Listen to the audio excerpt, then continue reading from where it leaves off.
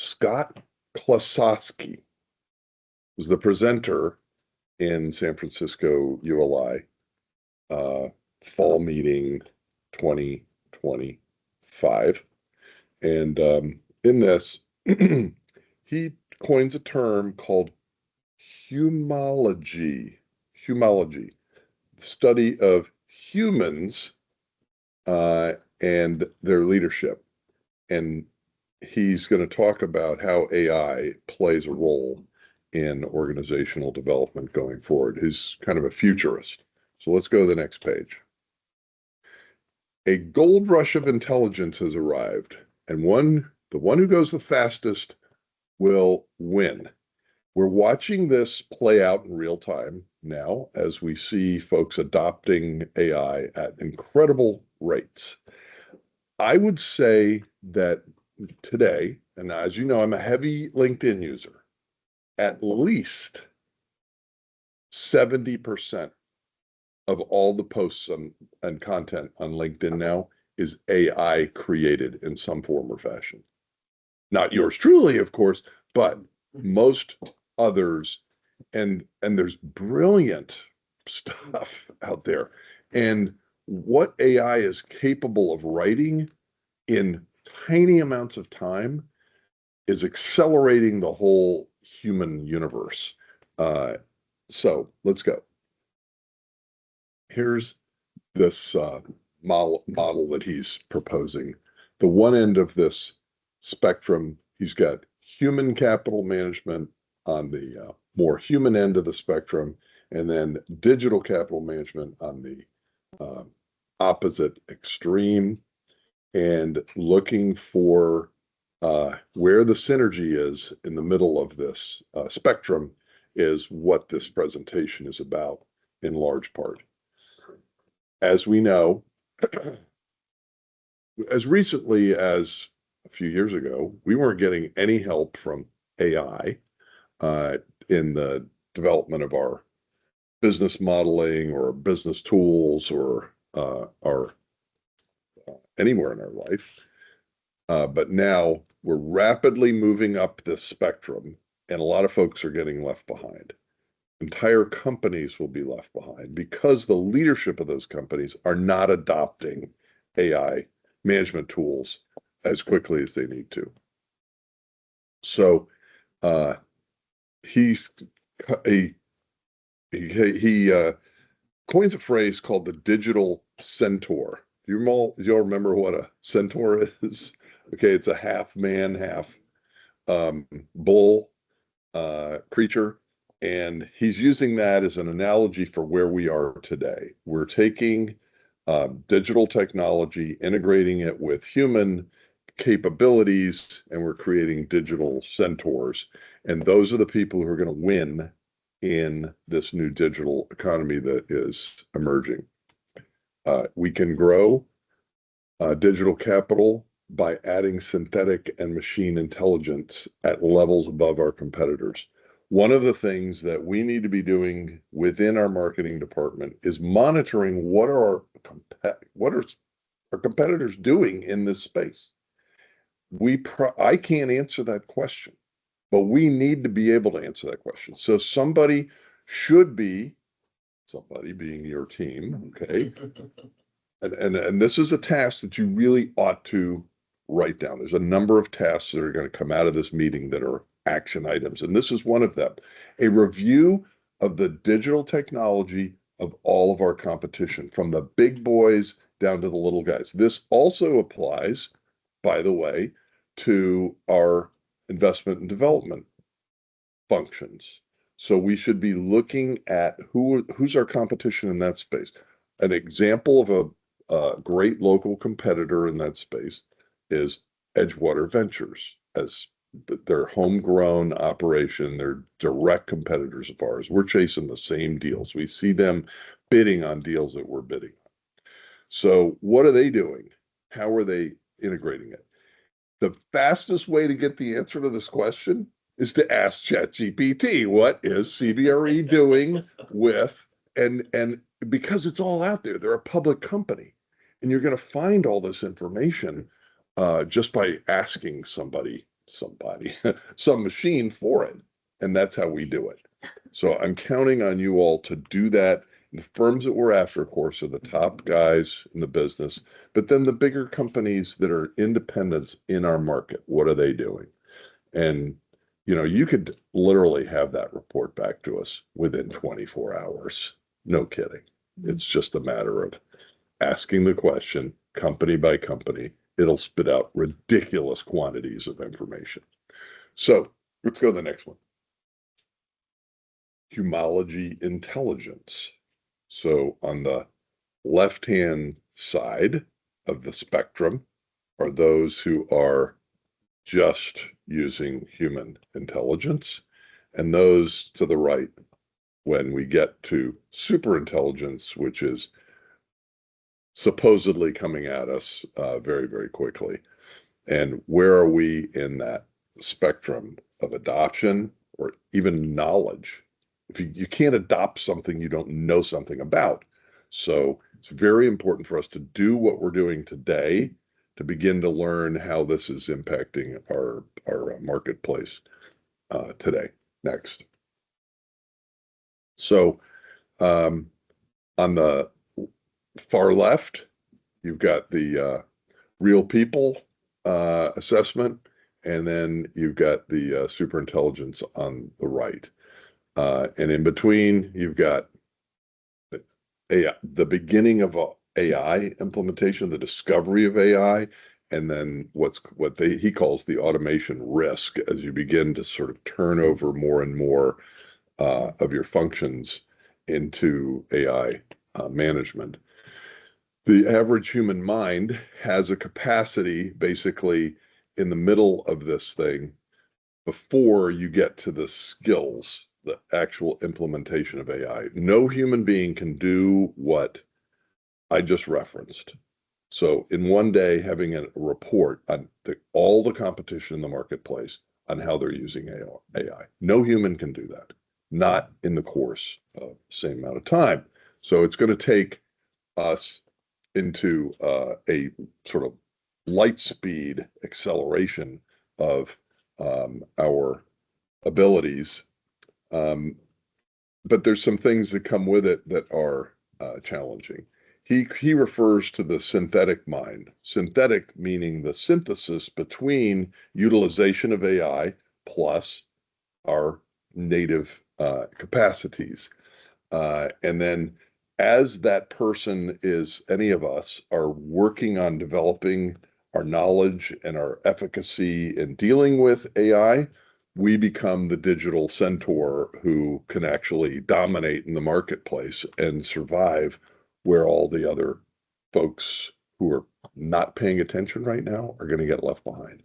And the truth is, there's going to be carnage in the employment arena. Okay, the workforce of the world is going to have all these people who get left behind because they were in a space that required them, a workspace that required them to learn these tools, but they're not going to do it just because they think they're going to get sucked into the Borg or they're going to be controlled by the machines or whatever the issue is.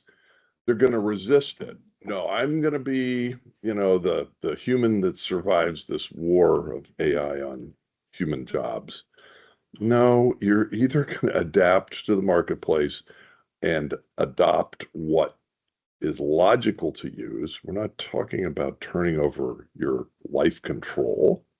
We're talking about taking tools and learning to use them. That's what it is. Very important to have that shift in mentality. I know people who are terrified of AI. They don't really want to sign on to it. They're afraid that it's going to penetrate all the areas of their digital life, grab all that information and wreck them. Okay. Well, that could happen if you're, doing some bad stuff online. Actually, there's a lot of people doing bad stuff online. So they're afraid of getting discovered with what they're doing online. That's real. Okay. Well, maybe clean up your life and especially your online life. But here's where the tools begin to expand human capacity as this digital centaur. So you're building your own knowledge base because now you're accessing literally the worlds, I won't say the universe because God only knows what else is off planet Earth, but the knowledge of this planet is accessible to you through this tool. Now you've got to apply your mind in a way that can reason through this unbelievable tool access. It's the infinite toolbox of knowledge that you get the chance to turn into wisdom and you can utilize for creativity. The creative prompting that comes from ChatGPT or any of these others that you're all familiar with is phenomenal. It is actually building your creativity by signing on to it. It's telling you, did you think about this? Did you think about that? And that is an amazing prompting for us, okay? Prompting it gets you great answers. Prompting us gets creativity and wisdom development, in my personal opinion. And that, of course, is learning about ourselves and our capabilities. And moving us forward into this place where we become super intelligence with the synthesis of all that. It's available to us. Now we're applying it. Okay, next.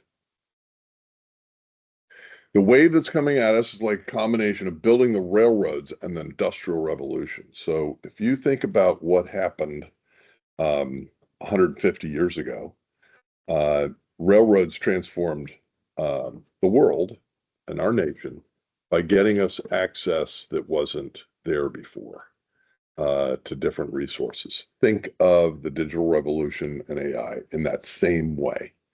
And it, of course, sparked the Industrial Revolution. So this new revolution that's coming is gaining power faster than any other technology and with a lower expense ratio. Creating AI users, makers, and developers. So underlined makers here in that once you get deeply enough into these tools, you will realize that it's giving you the tools to build things that you had to give somebody else the job to do. So if we had time today, I would show you some of the things that ChatGPT has made for me because I needed it and I asked for it. For example, take this picture of our existing old stable at Happy Valley Farms, add a double entry to the center of the building with a pitched roof that is 30 feet wide from side to side, matches the level of the peak of the existing roof, and build an entry that's all glass, side lights, and double glass doors. Boom. That rendering comes back to me. It's absolutely perfection with a little tweaks. And that is taking me from being somebody who can't render anything into somebody who's now an artist. Okay, now I can render stuff. So when we talk about us being transformed into makers, we're not just users. We're going to, for example, another thing. Have we ever thought about creating a page for APG merchandising? Okay, just merch that is ours, that gets ordered and sold on demand. Would anybody ever buy it? Maybe not, but it'd be fun to have something like that. And that page could be developed in a day. And we could just have click this, you want whatever MJ's been sending around, all that work getting done, no people involved whatsoever, other than feeding the data into it. So the actuality is there's nothing artificial about this intelligence. It's actual intelligence. We call it artificial because it's resident on machines and clouds and hard drives and all that kind of stuff. But the truth is, it's not artificial. It's real data. And we got to stop thinking about it as artificial intelligence and something that is an actual intelligence. So we're kind of facing our definitional problems and the semantics of the problem that we've created with AI. AI has been really for 30 or 40 years leading up to this point, all been sci-fi. So the majority of the planet thinks of AI in sci-fi threat terms. Terminator movies, Matrix movies, blah, blah, blah. Well, now better make friends with this stuff and start to realize that it's a tool or you're out. Next, it's not just one tool, it's got a large collection of forms, closed and open source, device-based, the phones, the laptops, the central servers, synthetic and machine-based, embedded, generative agents, knowledge tools, and AI assistants. James has been doing a bunch of research on this, has found some tools that we should be looking at adopting, and the developers are all over us like white on rice right now, trying to sell us these tools before somebody else gets to us. It's all about speed to market. So what they're doing is they're developing these agents and assistants that are all AI based that we could potentially create ourselves, but they've kind of been through all the process. So we have an opportunity to buy their tool from them to do whatever. It's answering the telephones. They've automated the telephone answering service.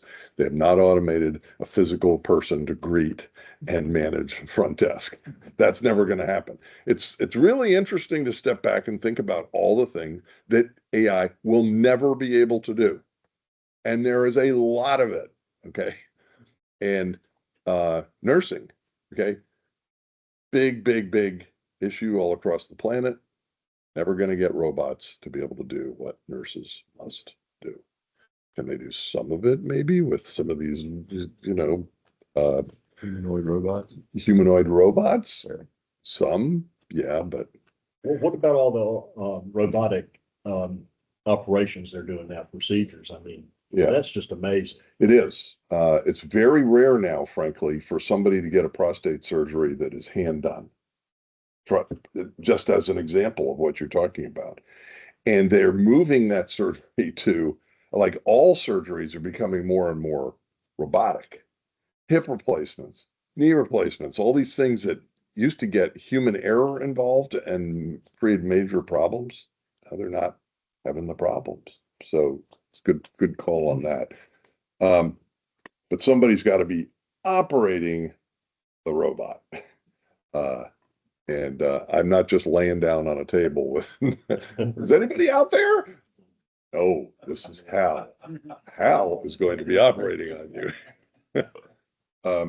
Next, we now have the ability to manufacture intelligence, and we will build different flavors of intelligence that are industry focused. And a lot of this stuff that we're all getting peppered with through emails and direct messages on LinkedIn is exactly that, how this flavoring is spreading across the industry of intelligence application. Next, AI is changing the skills needed for leadership.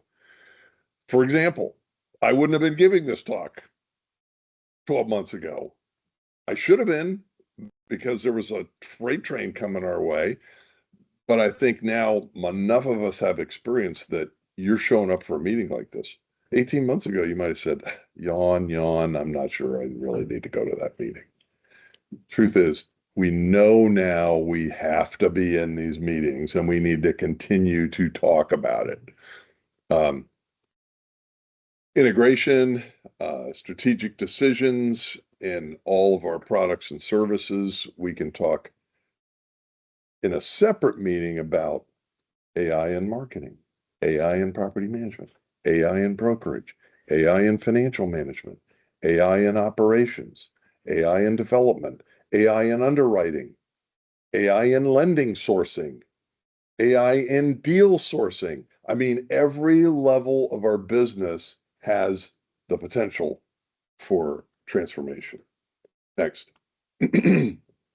AI years are even more compressed than dog years. One AI year is like 10 years in banking. Some lady probably related to our ex-mayor. Just kidding. All right, next. AI strategy bell curve. This is really interesting, and this is where it starts to get personal. Lost opportunities. Everybody shut their phone off. Financial performance, efficiency automation, job satisfaction measurement, decision making, equity value growth, customer experience. These are all things that we could and should be utilizing AI tools to measure today. And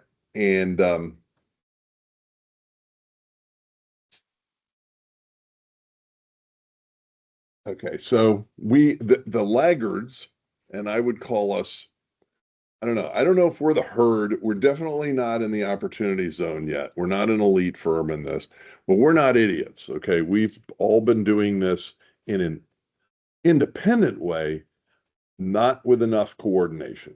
And that's what is going to take us out of the herd into the opportunity zone, where we begin to coordinate our efforts to understand the application of AI tools to every aspect of our business. So the laggards are still defining their policy today and figuring out what is the risk and getting licensed. Maybe they've got Copilot and sort of adopted into their Microsoft Windows platform and have really done no AI education at all. That's some of that rings awfully true here, doesn't it? Not a good thing. The herd is where people are being encouraged to use it, and there's wider adoption of embedded AI. A few POCs have been developed. I don't know what that means. Little AI education has been provided, however, and there is maybe an ad hoc AI team in place in the company. So that's kind of the herd.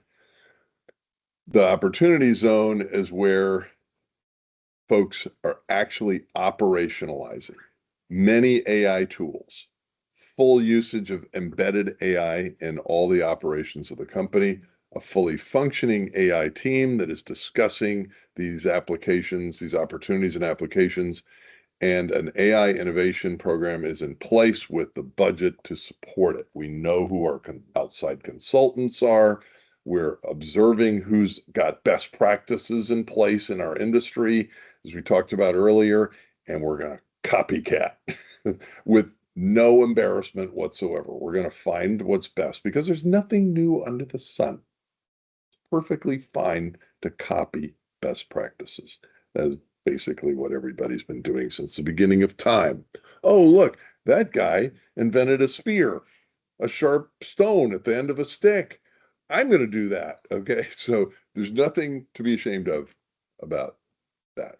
Next. So this gets into real estate more specifically, and part of the customization of his presentation, deal sourcing from weak signals, like I don't know what a crawl permit is, but violations, loan maturities, distress filings, mobility trends to flag likely sellers before listings hit the market. The value of this is very obvious to those of us who are thinking about real estate. You're getting earlier access to off-market deals and less competition when you're actually chasing them, which translates into a lower basis in your purchase price. So deal sourcing from weak signals means asking AI specifically, show me all the loans in this zip code or in this city limits or in this county, pick your measurement, that have loan maturity threats, that have slow pay notifications going out, or liens piling up, or unpaid property taxes. Those are all weak signals. Weakness signals would be a better way to put that. Look for properties that are in weak condition and make deals.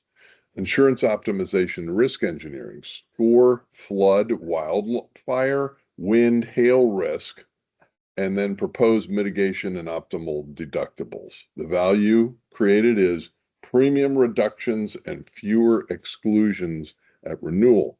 Now, not many of us in this room are thinking about hazard insurance at our properties or liability or anything else related to insurance, with the exception of our friend and brother Rick and the property managers.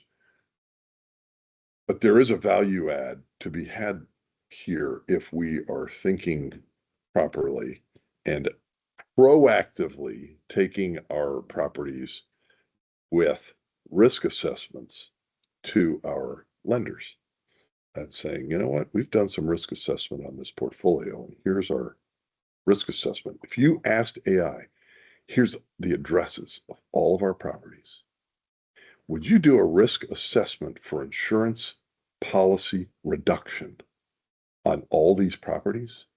It'll give you a report, property by property, on what we could be doing. We're not doing that because we haven't thought of it before. There's nothing to be ashamed about that. But what we have to do is start thinking about it. That's the whole point of this presentation. Geospatial site selection, which fuses demographics, foot traffic, commute times, zoning, schools, crime rates, and POIs to score sites. Points of interest. I don't know. Anyway, value of this. Obviously, we're improving location quality and exit liquidity evaluation. So when we do acquisitions, shouldn't we be doing geospatial site selection? Has our acquisitions team evolved to that point yet? No, we're relying on gut instincts mostly. Occasionally we'll do a check on what's the crime rate here, or what's the tax rate, or what are the zoning issues? Is the zoning on this property match what the master plan is, or are we going to be non-conforming when we buy this property? That's the kind of stuff that AI can answer like that. Lots of value add there. Lease abstraction and clause risk. If any of you have not yet done this, I encourage you to just do it for fun anyway. Grab any document. Could be a letter of intent, could be a lease, could be a property management agreement, could be a purchase agreement, it could be an operating. Contracts are the lifeblood of the real estate business. There's no value creation without contracts. So, who can read a contract faster, you or the machine? Who can find the flaws faster? The machine. So, we've got to get really adept at doing these things. Lease abstraction services. If we're doing that manually, we're doing it wrong. Okay. You feed a lease into ChatGPT and say, give me a lease extract from this document I'm about to put in, cut and paste into your, or drag and drop into your window. And within seconds, it's going to have a lease abstract for you that you can then print out, put in the paper file, or attach to your property management report, whatever. These tools are going to make you look so professional. I'm just talking about property management. I'm talking about acquisitions, dispositions, brokerage, asset management, anything that we're doing, we can do better. Revenue management, optimizing rents, concessions, renewal offers by unit attributes and demand seasonality. So imagine that you take a property address, you put it in and you say, can you compare this property to all the competitive properties in the market and tell me what are the good, the bad, and the ugly here? And it'll give you a phenomenal response, a report that you can share with your property owner who's desperate for that kind of information. We haven't been doing this, not because we're stupid, but because we haven't known about these capabilities. This is why meetings like this need to be a dedicated part of every monthly meeting we have. Every single property management meeting should be, this question should be posed, Mike. How have we used AI in the last month to do our job better? And whoever's got the testimony about it talks about it, lays it out there and says, you know, I had this phenomenal experience and here's what I did. And then everybody's going to start adopting. Yay. So Jim, what about asking AI? Would you please give me the list of the top 10 ways that AI can benefit me in blank? Yes, It could probably tell you. it will. The It will things give you you, shouldn't have. it will give you the direct answer. And it'll say, I'm glad you asked me that question. I mean, it's hilarious how it sort of tries to Personal. interact with you. And I'm so proud of you for thinking of that, Jeff. Too, buddy. And then you kind of correct it. Like last night, I was going through this clause that we want to start using when we're investing in deals. And I'd never thought about it before, but Chat told me, you need, based on all the lawsuits you're involved with, literally, it tells me, okay, it says, based on the litigation that you're involved with, you wouldn't have these problems if you had this in your operating agreement. What was this? It's basically it's called a springing change of authority. If they do this, and this, they're automatically kicked out of the management role of the LLC, and you get to decide who's the manager. So if you're putting in the majority of the capital, you ought to have that right? Yes. Why didn't we think of that? Why didn't some lawyer tell us that this should be in our operating agreements? Because they don't even know about it.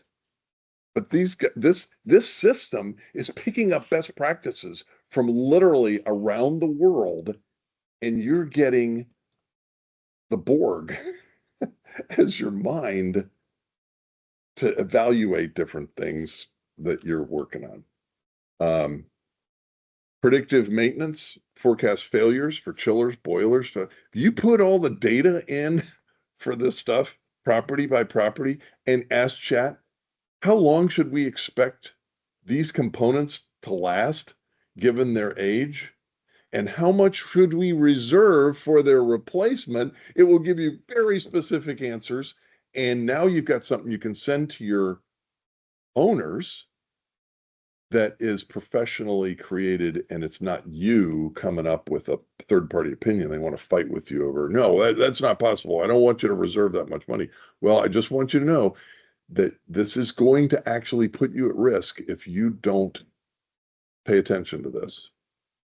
We're here to do what you want us to do, but our overarching goal is to serve you the best way possible to preserve and enhance the value of your asset. This is what we believe these components have in remaining life and what it's going to cost to replace them at the end of that life. So therefore, discounted net present value should be this, plus putting this much more in every year. That is an incredible tool for your owners. Next, layers of digital plumbing puzzle. You got the humans, you got the robotics, you got software data, which he calls the water is data. Okay, the system does not work without water any more than a human does. The infrastructure is basically the speed of your internet or your fiber optics, and then your governance are your rules and regulations that you overlay on top of all this.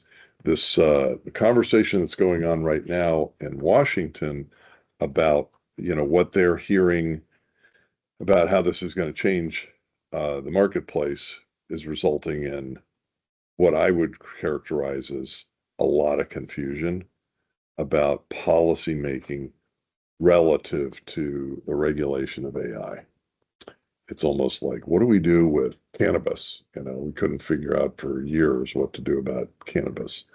Now we don't know what to do with AI.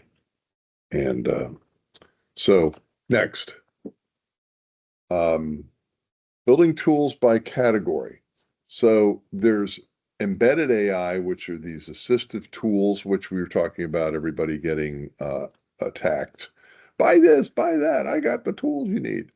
And then there's generative AI, which we all know is also a part of ChatGPT, but there's specific AI platforms that are designed around, say, writing a book or ideation or graphic design or video production, music production, or building software programs and apps.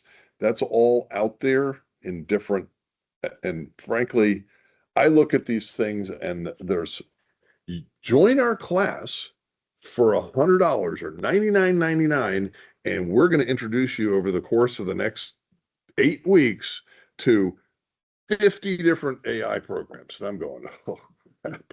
I can't even go into a Chinese restaurant and look at a 20-page menu of food and make a decision. How am I going to make a decision about my software education when this kind of explosion of learning needs is taking place? Well, ask ChatGPT. What do I really have to study? What's the program I need to start with for training myself in learning how to implement AI in my real estate career? That's probably a good place to start. Knowledge tools, task-based automations, and personal assistant stuff, coaching, cloning a person who, could be actually giving the speech right now, but it's not me. It just looks like me in an AI presentation, takes my voice and does that. And then you've got, online companions and friends and assistants and so on and so forth. Let's go to the next one. Begin with the end in mind. Having an end in mind is no guarantee you'll reach it, but not having an end in mind is a guarantee you won't. From the Daily Stoic. Next. So the organizational mind has all these different things that could be coming at us, and they're going to be coming out of the cloud, and we're going to need to understand what role each of these agents, the generative, the assistants, the what have yous. Next. Thinking architecture, a design for orchestrating a cognitive architecture to achieve a synthetic organizational mind. Next. The organizational mind should, better turn that off. Is it still echoing? No, it's not echoing. Okay. Yeah. So hold and move knowledge, make decisions, coordinate agents, become a holistic and powerfully intelligent entity. These are things that this guy is saying we need to know how we're going to hold and move knowledge. Right now, my OneDrive is so full of AI generated documents. I don't know what in the world I'm going to do, because every time I'm doing these things, I'm so blown away at what I'm finding. I'm saving it to my OneDrive. You will too. Probably are. But what happens when you've got 1,000 AI documents and you're trying to find the stuff so we have to get organized in how we hold and organize the knowledge. Then how do we make decisions with it? And who makes those decisions? And how can we automate the decisioning process? Then there's what James has been researching, agents that can do specific things for us. And we need to spend a fair amount of time drilling down on what are best practices in the real estate industry for agents that are going to be implemented to do tasks that we don't, as humans, have to do. Next, thinking architecture, having a holistic monitoring system, which is operational oversight, dynamic audits, team performance, market surveillance, building monitoring. I mean, there's just so many different things that we have an opportunity to coordinate. We've always said of real estate that it is a knowledge-based industry. We only have information to sell. That's our service. And now whoever gets the best at coordinating the information is going to dominate the business. Next. And by the way, I will say this, that this is a direct, I believe that as AI is going to be taking over more and more of our thinking, decisioning, actioning, whatever, the playing field will be leveled with the big boys who had superior software, superior systems supporting their sales pitch.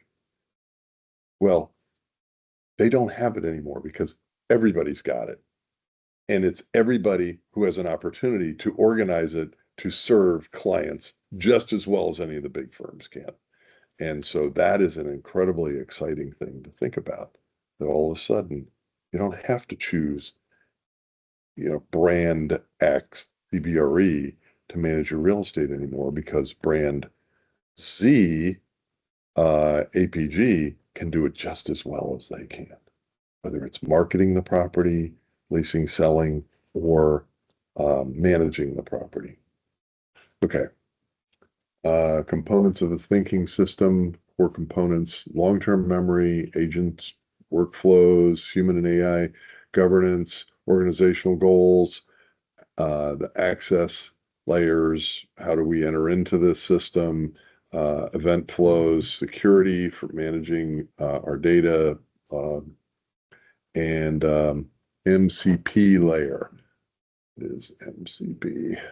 A central permissions layer that enforces who or what has access, ensuring safe orchestration across the system.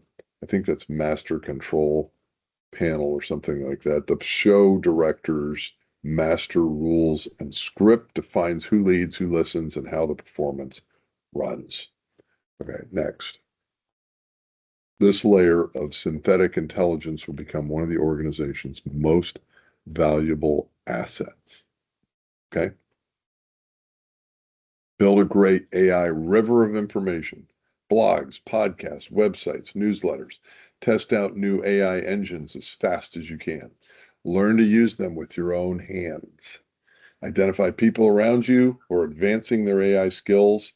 Have them share information. So, for example, the next meeting that we have of this group of people, our whole company, we have somebody testify, you know what, my great AI success story is XYZ. And that's something that we're all going to start doing every month. Okay. And more. Think in white space about what AI can do that has never been done before in real estate. That is one of the most exciting pieces, is how can we find a blue ocean in real estate that nobody's ever been in before? A virgin forest or a virgin piece of ground that we can plow and plant in. AI will help us find those. There's lots. Next. The long-term consequences of a subpar AI strategy are expensive and possibly devastating. Obviously. Next. Download this presentation here. And thank you for attending. So I'm going to stop here and see if anybody's got questions or comments about what you just heard. And I understand that perhaps Kamini has some thoughts on how the prompting can make a difference in our utilization. Before we bring her up, let's pause, see if there's a question. I would have a comment, and it's very enlightening that you're talking about this. I keep up with the residential